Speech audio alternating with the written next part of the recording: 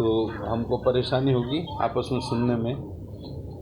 आप सबों के मन में ये सवाल है कि मैंने वीआरएस ले करके एक राजनीतिक दल का सदस्य बना, ज्वाइन किया। बिहार के माननीय मुख्यमंत्री श्री नीतीश कुमार ने अपने दल की प्राथमिक सदस्यता उनको दिलाई, तो मैं उस सदस्य की हैसियत से अभी भी जदयू में बना हुआ हूँ, उनके पार्टी का अनुशासित सिपाही हूँ। मेरे वीआरएस लेने और पार्टी की सदस्यता को लेने से उसको सीधे चुनाव से जोड़ करके देखना ठीक नहीं है। चुनाव लड़ने की संभावना थी, मैं हमेशा कहता रहा चुनाव में लड़ सकता था, किसी कारणवश ये समीकरण नहीं बैठा। राजनीति में बहुत सारी मजबूरियां होती हैं, तो मैं इस बार विधानसभा का चुनाव नहीं लड़ रहा हूं, लेकिन मैं एनडीए के साथ हूं, एनडीए के साथ रहूंगा। और जहां भी पार्टी एनडीए मतलब नीतीश जी का जहां भी आदेश होगा और भाजपा का, मैं दोनों दलों के लिए जहां ज़रूरत पड़ेगी वहां अपने प्रभाव का, अपने गुडविल का इस्तेमाल करूंगा। प्रचार में जाने की ज़रूरत होगी तो प्रचार भी करूंगा।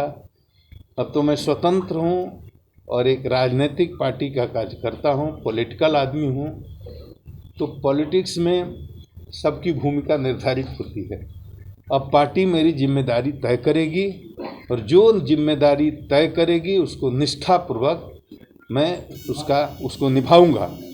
जहाँ तक मेरे बारे में आपकी जिज्ञासा होगी तो मेरे बारे में एनडीए के लोग सोचेंगे कि क्या करना है। मुझे अपने बारे में कुछ नहीं सोचना है और अपने बारे में कुछ नहीं बोलना। Thank you. सर, क्या लग रहा है महाराष्ट्र की राजनीति का दबाव हुआ जिसकी वजह से आपका टिकट कटा? क्योंकि आप पर आरोप लगा कि आपने महाराष्ट्र पुलिस को, महाराष्ट्र सरकार को बदनाम किया, शायद ये वजह रही। आपको क्या पहली बात तो ये वजह तो कुछ भी रही हो, ये बड़े नेताओं के बीच की बात होगी, उसके बारे में मुझे जानकारी नहीं है।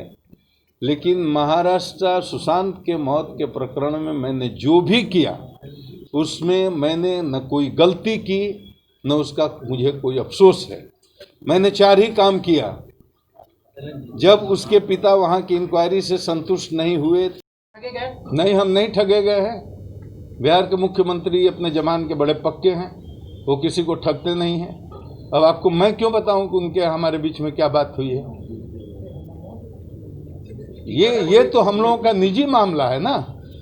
लेकिन ये आपका बोलने चुनाव लड़ेंगे, मैंने कहा था, मैं अभी भी कह रहा हूं कि राजनीति में मैं आया था इसलिए कि चुनाव लड़ूंगा। मैंने हमेशा कहा चुनाव लड़ने की प्रबल संभावना है।